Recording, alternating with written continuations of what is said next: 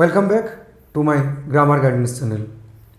আজকে আমি এই ভিডিওতে তোমাদের কিছু কোয়াসি প্যাসিভ ভয়েসের উদাহরণ নিয়ে এসেছি এবং এগুলোকে কিভাবে পরিবর্তন করব সেই বিষয়গুলো নিয়েই আজকের আলোচনা। দেখো, আমি বোর্ডে 4টা কোয়াসি প্যাসিভ সেন্টেন্স আমি লিখেছি। আগের ভিডিওতে আমি বলে দিয়েছি তোমাদের যে কোয়াসি প্যাসিভটা কী জিনিস। না, এই sentence which is active in form but passive in meaning is called quasi-passive voice. বাক্যগুলোকে দেখলে বা তার গঠনের দিক দিয়ে ওটা অ্যাক্টিভ, কিন্তু তার অর্থের দিক দিয়ে প্যাসিভ। সেরকম সেন্টেন্সগুলোই হলো কোয়াসি প্যাসিভ। তাহলে কোয়াসি প্যাসিভ সেন্টেন্সের ভয়েস চেঞ্জ করার জন্য যে নিয়মটি আমাদের জানতে হবে সেটা আমি পাশে লিখে দিয়েছি। যে ভিডিওতে আমি কোয়াসি প্যাসিভ ভয়েসের উপর আলোচনা করেছিলাম সেখানেও এই নিয়মটি নিয়ে আলোচনা করা হয়েছে। তো কিভাবে আমরা এই সেন্টেন্সগুলোর ভয়েস চেঞ্জ করব তার একটা শর্টকাট নিয়ম সেটা আমি লিখে দিয়েছি তোমাদের।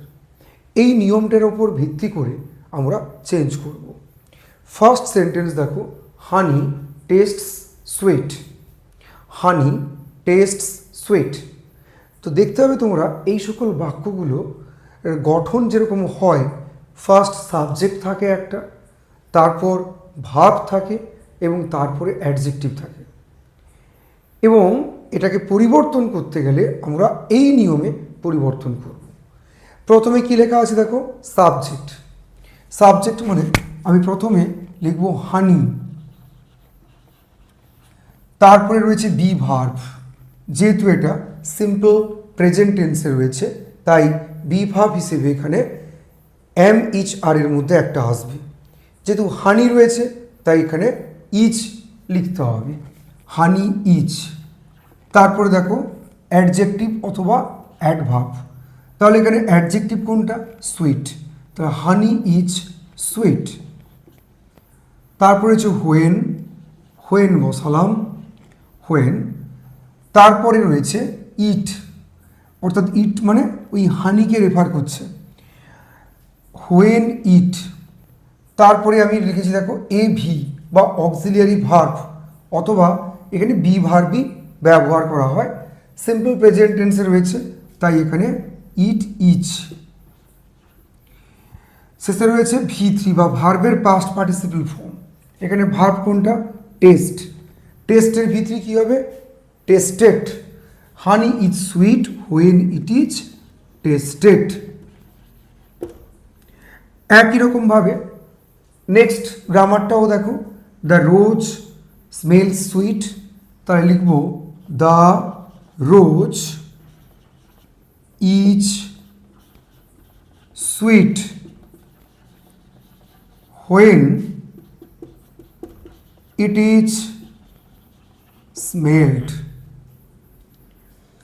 3 নম্বরটাও একই রকমভাবে, দ্য সাইট লুকস গ্লোরিয়াস। তাহলে দ্য সাইট ইজ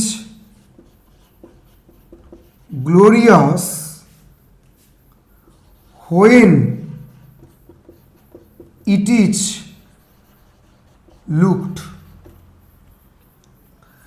তারপরে দেখো দ্য বুক রিডস ইন্টারেস্টিং। একই রকমভাবে লিখব the book is interesting when it is red.